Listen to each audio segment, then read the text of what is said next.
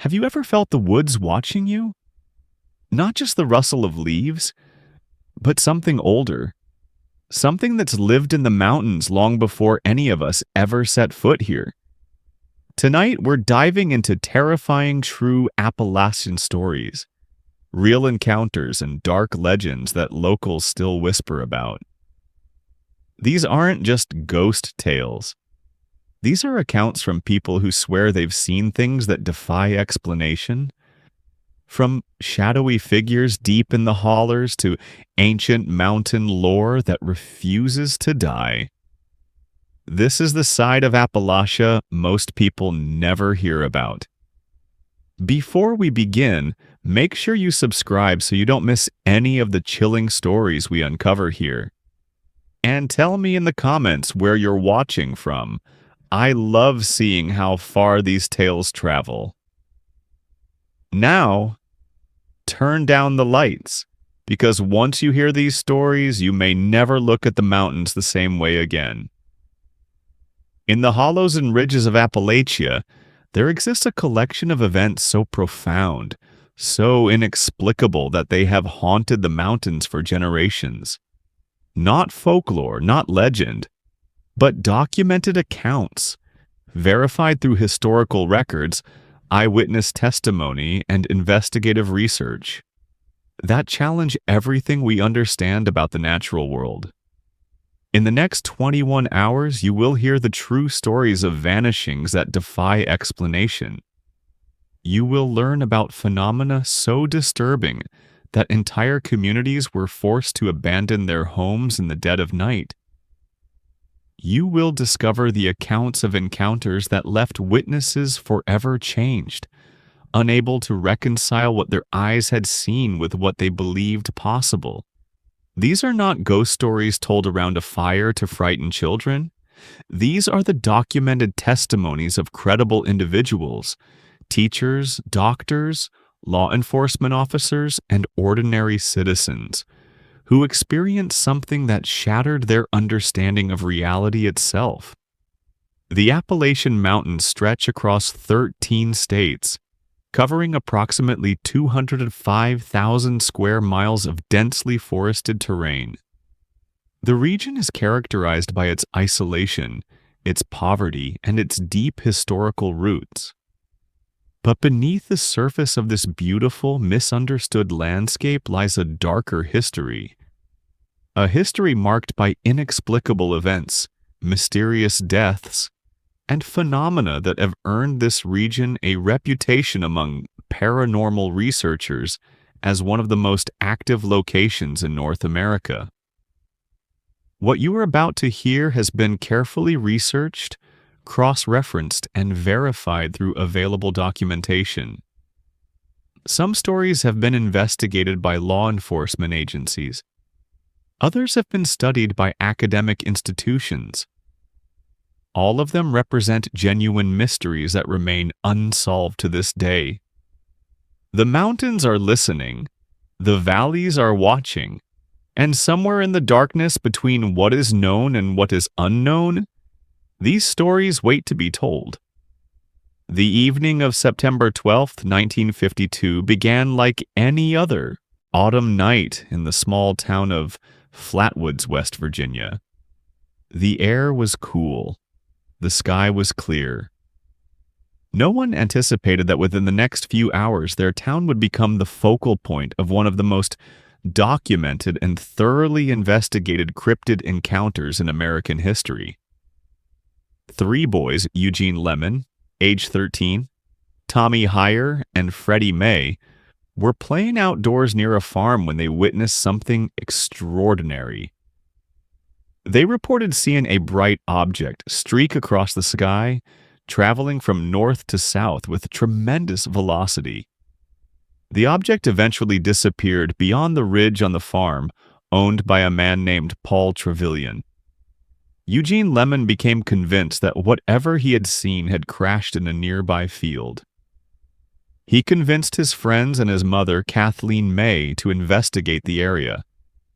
What occurred over the next hour would become known as the Flatwoods Monster Encounter. As the group ventured into the darkness, Armed with flashlights, they made their way up a pasture hill. The night was silent except for the sound of their footsteps on the grass. What they encountered at the crest of that hill has been described by witnesses as something that defied biological classification. The object of their encounter was described as approximately 7 to 10 feet in height. Multiple witnesses reported that it had a metallic, silvery appearance. Its head was said to be shaped remarkably like a conical hat, or the hood of a monk's robe. It possessed what witnesses described as a pointed face, glowing eyes, and a mouth that appeared to be arranged in a peculiar configuration. The entity allegedly floated above the ground, its movement described as deliberate and controlled.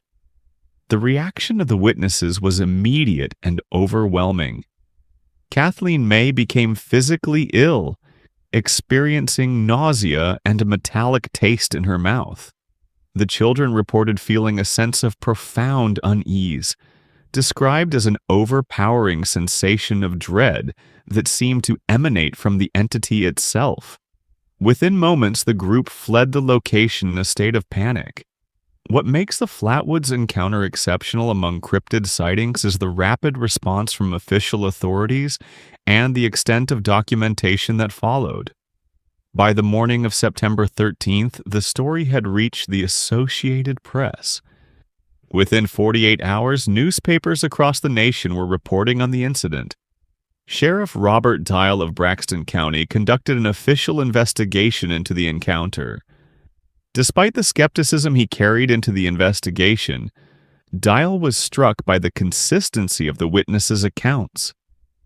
The witnesses, independent of one another, described identical details of the entity. The children's ages ranged from 13 to 17, making them too young to have coordinated an elaborate hoax. Kathleen May was a respected member of the community, a woman of established credibility and no history of fabrication. The location of the encounter was thoroughly searched. While no physical remains were discovered, investigators documented unusual markings in the vegetation where witnesses reported the entity had hovered. The grass displayed a pattern of disturbance that could not be easily explained by conventional animal activity or weather patterns. As news of the encounter spread, a remarkable phenomenon occurred. More witnesses came forward.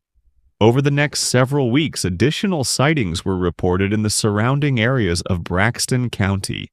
These reports created a cascade effect, with each new sighting attracting greater media attention and prompting more residents to report their own experiences.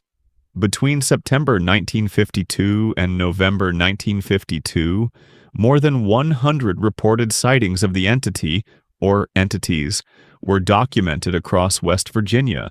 The descriptions remained remarkably consistent despite occurring in different locations and involving witnesses who had no opportunity to coordinate their accounts.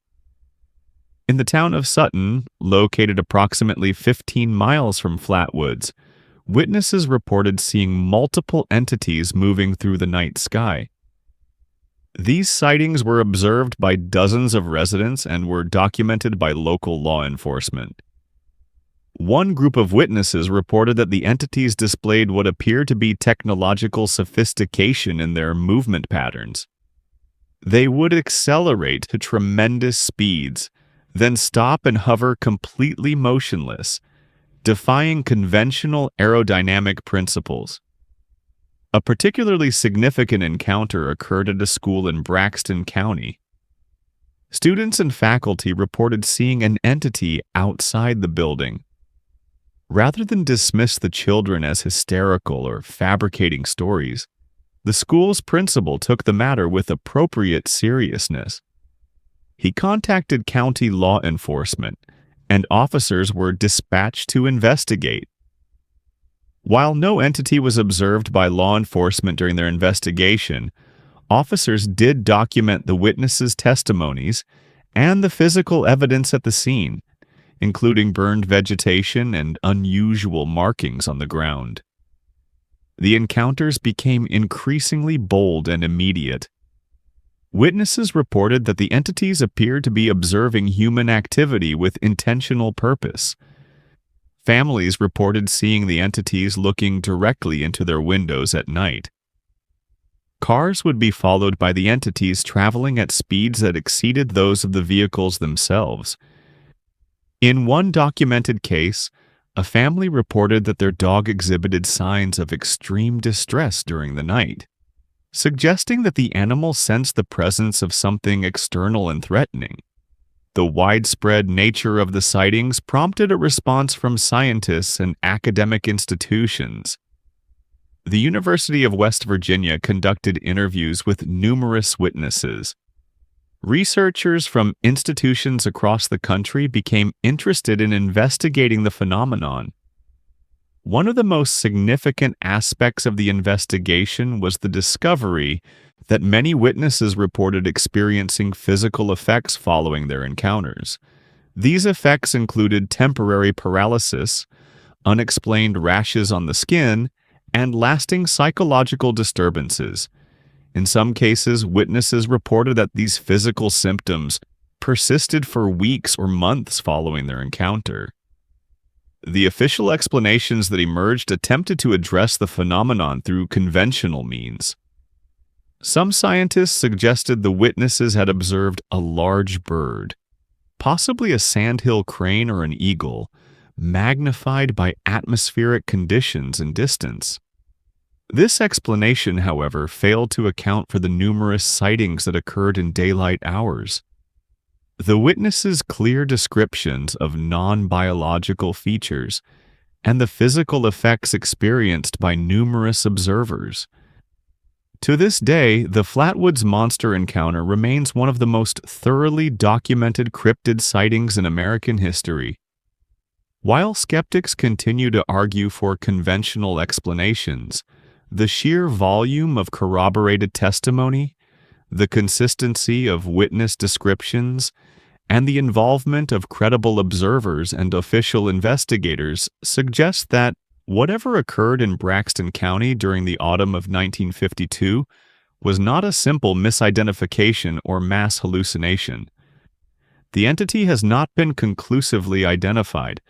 The phenomenon has not been adequately explained. In the autumn of 1984, a family in the mountainous regions of eastern Kentucky experienced a series of events so disturbing that they would eventually involve law enforcement agencies, clergy members, and paranormal investigators from across the country. The account has been documented in books, investigated by researchers, and remains one of the most compelling cases of alleged paranormal activity in Appalachian history. The Powell family, a mother, father, and 3 children, lived in a modest home in a rural area surrounded by dense forest. The family was well integrated into their community. The children attended school, participated in local activities, and maintained relationships with neighbors. There was nothing remarkable about their circumstances except for the simple fact that they lived far from urban centers, isolated by the terrain that surrounded them. In October 1984, the family began to experience unusual phenomena within their home. Initially, the occurrences were subtle. Objects would be moved or rearranged when no one acknowledged moving them. The family would hear sounds, footsteps, voices, the movement of furniture, at night when they were asleep. Family members would experience unsettling dreams from which they would awaken in states of terror and confusion. The family attempted to rationalize the events. They attributed the sounds to the house settling, to wind in the eaves, to animals in the walls or attic. However, as the weeks progressed, the phenomena became increasingly impossible to dismiss. The children began to exhibit behavioral changes. The youngest daughter, in particular, reported that she was experiencing dreams in which an entity was attempting to communicate with her. She described the entity as appearing humanoid but not entirely human. She reported that in these dreams, the entity would attempt to convince her to perform actions that she knew were harmful to herself or to her family members. By November 1984, the phenomena had escalated significantly.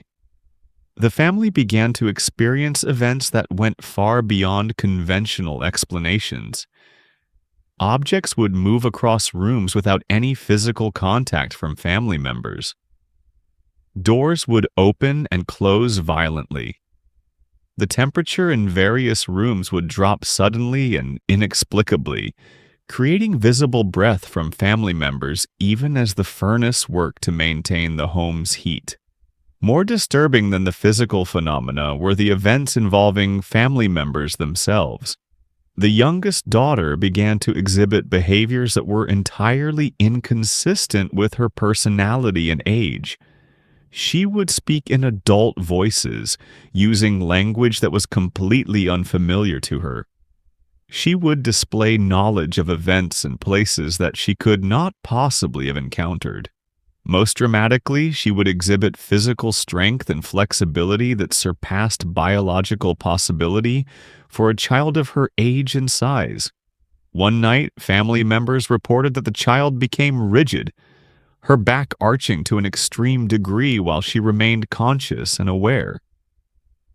This state persisted for several hours despite the family's attempts to move her or comfort her. When the phenomenon eventually subsided, the child reported having no memory of the event. The mother of the family began to experience similar manifestations. She reported that she would sometimes find herself engaged in actions that she did not remember initiating. She would discover that she had walked to different rooms in the house with no conscious recollection of moving. She reported that on multiple occasions, she would become aware of herself only to realize that hours had passed without her conscious participation in those hours. The father attempted to maintain rationality and control. He sought explanations through conventional channels. He inspected the house for structural problems. He brought in contractors to examine the home systems, looking for explanations for the temperature fluctuations and unusual sounds. Every inspection yielded the same result. Nothing was mechanically wrong with the house. The phenomena continued regardless of what external measures were taken. As the situation became increasingly untenable, the family sought help from multiple sources. They contacted law enforcement. Officers responded to the family's home on several occasions. During some of these visits, law enforcement witnessed phenomena that they could not explain. Sounds emanating from areas of the house where no source could be identified, temperature drops that were documented and verified, and behavioral manifestations from family members that appeared to be beyond voluntary control. The family also contacted clergy members. Multiple religious professionals visited the home, conducted prayers, and attempted spiritual interventions. Some clergy reported that they felt uncomfortable in the home, that they experienced a presence that they described as hostile and powerful. One priest reported that during prayer, the youngest child's eyes became fixed on him, and she spoke with such intensity and apparent malevolence that the clergyman was forced to step back from her. The family sought psychological evaluation. Psychiatrists examined family members and conducted interviews. The doctors, while cautious about making definitive statements, acknowledged that the family's experiences were genuine to them and that the phenomena they described were not consistent with conventional psychiatric disorders.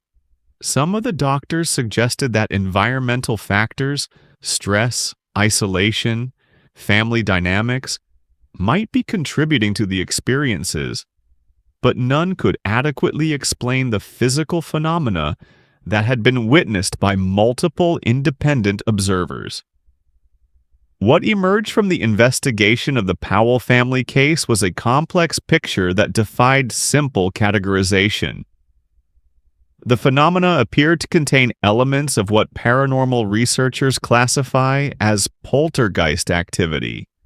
The movement of objects, the generation of sounds, the fluctuation of temperature. However, the behavioral manifestations in family members suggested something more complex. The knowledge displayed by the affected family members, knowledge they could not have possessed through ordinary means, suggested intelligence and intentionality behind the phenomena. Religious professionals who investigated the case offered interpretations rooted in spiritual tradition. They suggested that the family's home, and possibly the family members themselves, had become the focus of spiritual negative energy.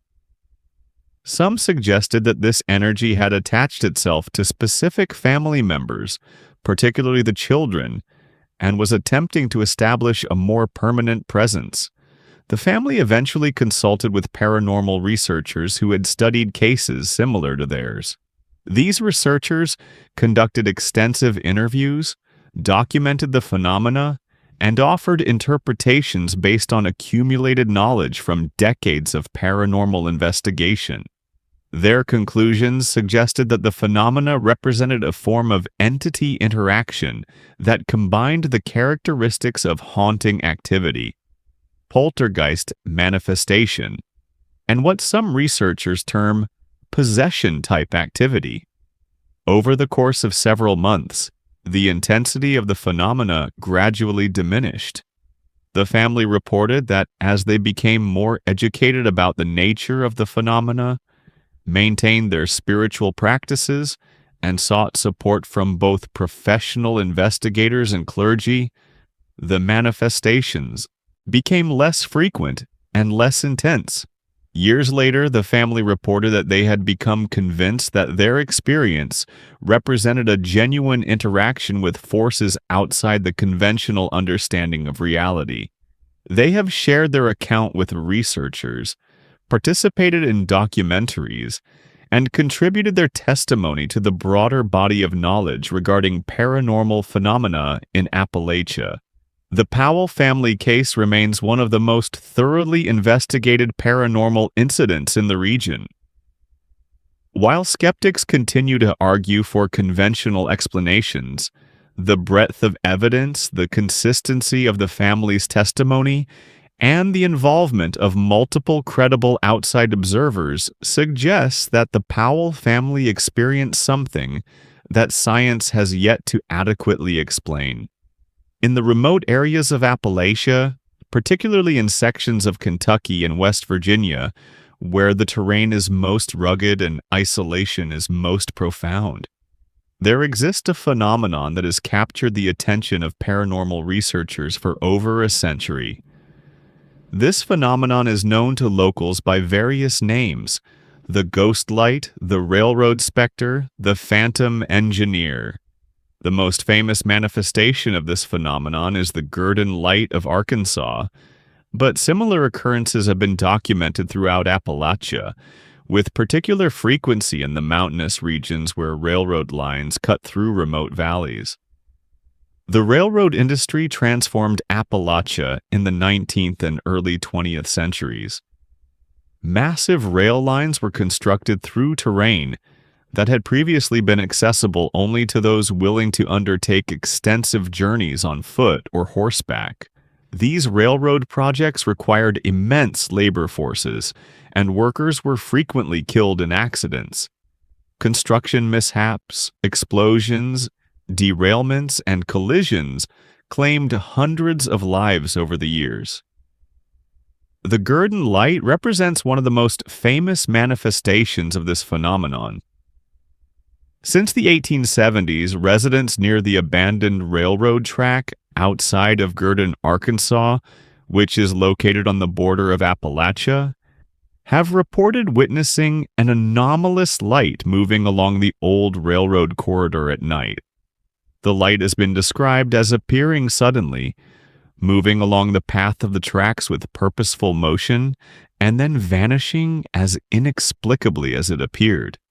What makes the Gurdon Light phenomenon particularly compelling is the consistency of reports spanning over 150 years.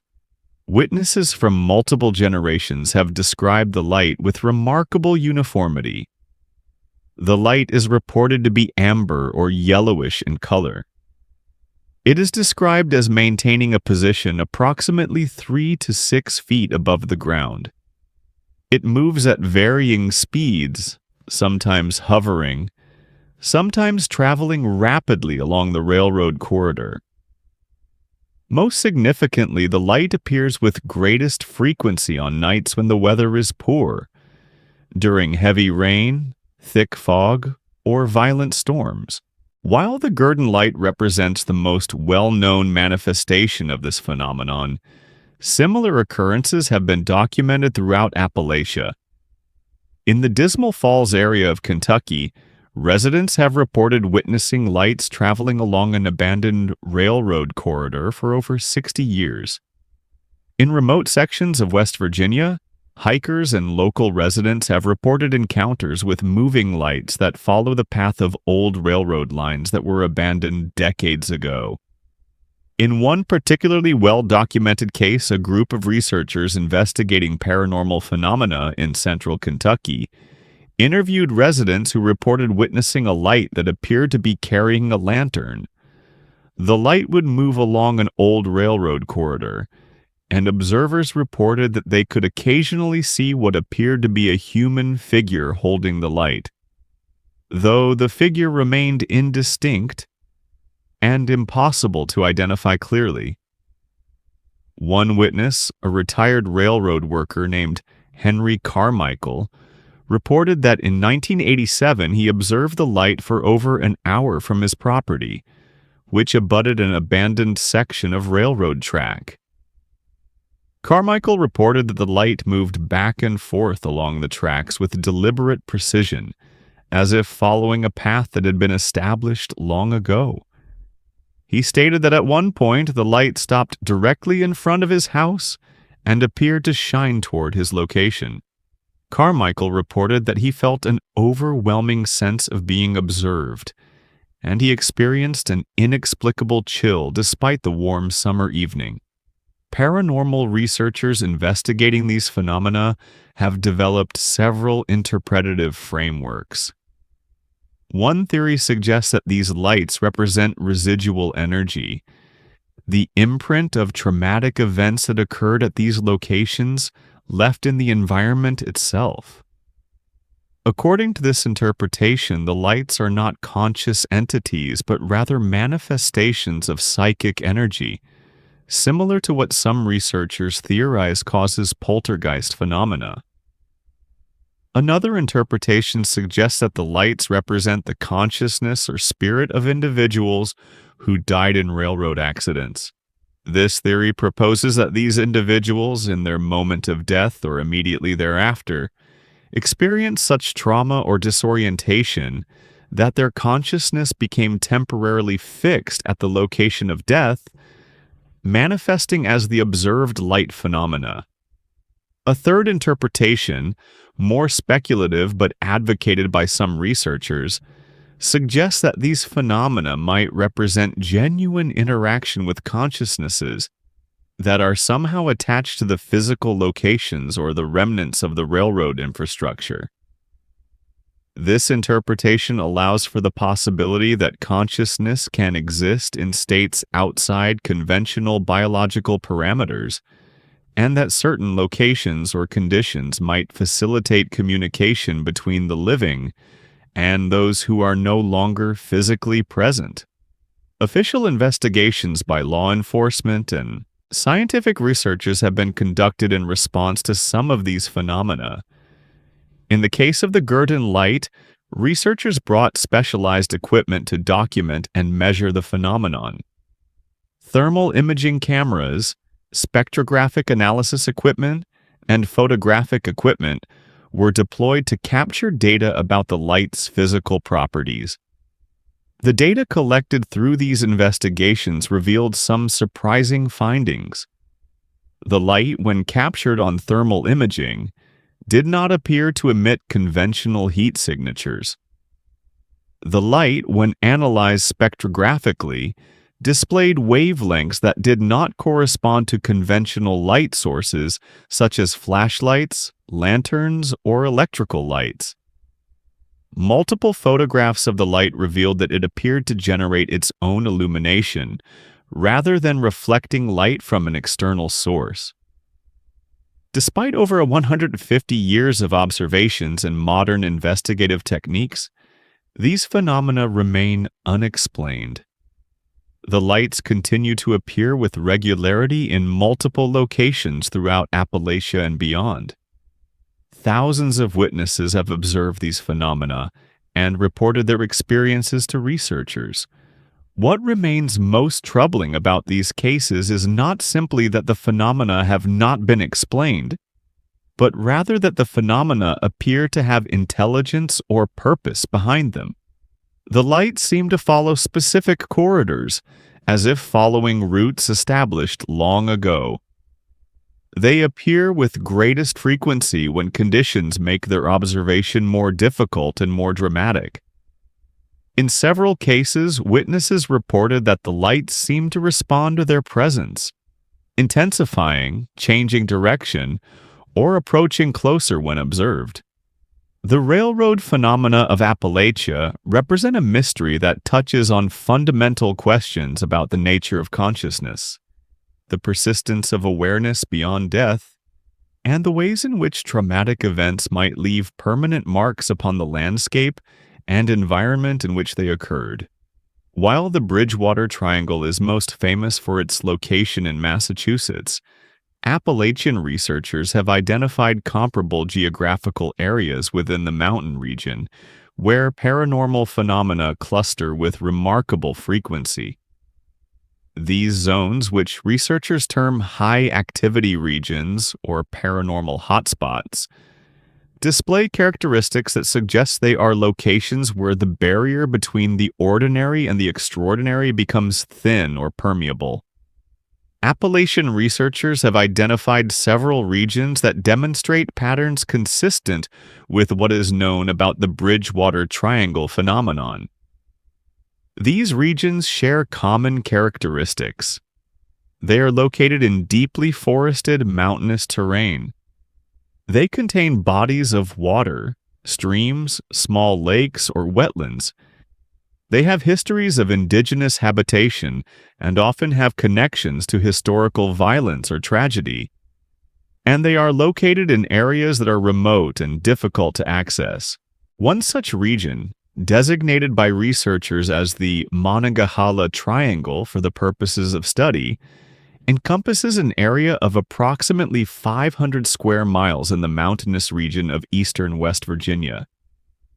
This area is characterized by dense forest, numerous streams and waterfalls, and terrain so rugged that large portions of it remain virtually inaccessible except to dedicated hikers and explorers.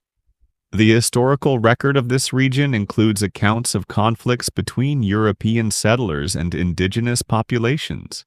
The area was a traditional hunting ground for multiple Native American nations, and the transition from indigenous control to European settlement was marked by violence, displacement, and bloodshed. Hundreds of people died in conflicts within this region over a period of approximately 80 years. Many of these deaths occurred in remote locations where bodies would never be recovered, their remains lost to the landscape itself. Within the Monongahela Triangle and other identified Appalachian hotspots, paranormal phenomena cluster with remarkable frequency. Residents and visitors to these regions report anomalies that are not typically documented in other areas. These reports include unexplained disappearances of people who enter the area to hike or explore. Between 1970 and the present day, over 30 people have been reported missing in the Monongahela Triangle region. In many of these cases, search and rescue operations found no trace of the missing individuals. Some missing persons have eventually been discovered, but their accounts of what happened during their disappearance are often fragmentary and inconsistent. Several have reported that they perceived only a few hours passing while days or weeks had actually transpired.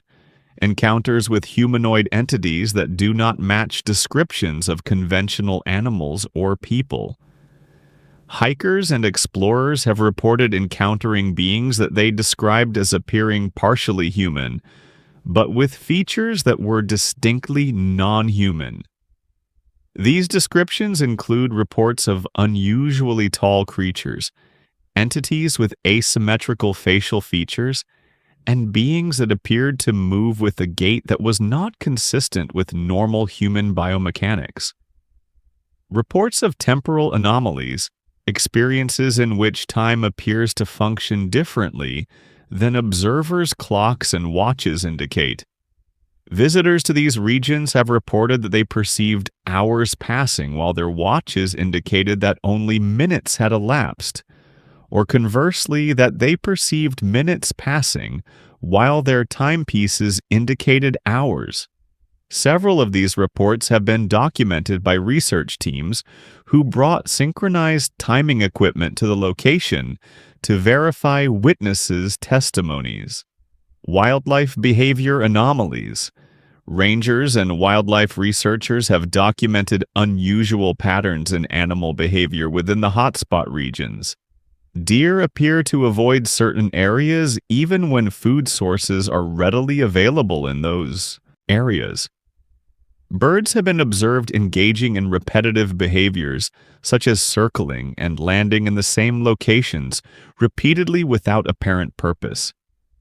Some researchers have speculated that animals possess sensory capabilities that allow them to detect phenomena that humans cannot directly perceive, and that animals are responding to the presence of these phenomena by avoiding locations where they are strong.